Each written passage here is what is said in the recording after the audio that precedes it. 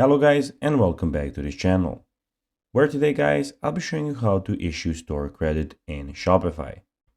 Now guys, of course the first thing that you need to do is go to shopify.com and then you need to go and log into your profile. But guys, if you do not have one, you can always go and register to Shopify. But guys, if you do not know how to do that, you can always go to our YouTube channel where we have plenty of how to Shopify videos where you can also see how you can do this.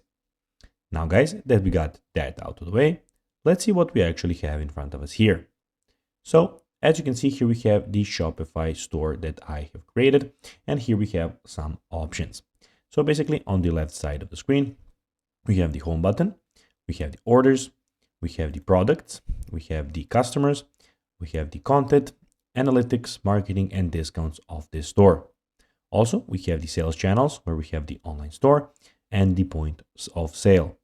Also, we have the add applications where you can go and add some of the applications. And in the bottom left corner, we have the settings where you can find all of the settings about your account. Also, in the top right corner, as you can see, you have my store or your store, where you have the help center, you have the chain log, community forums, hire a Shopify partner, keyboard shortcuts, we have the actual name, and we have your manage account, and you have the, of course, log out option. Now guys, let's see how you can actually go and issue store credit in Shopify.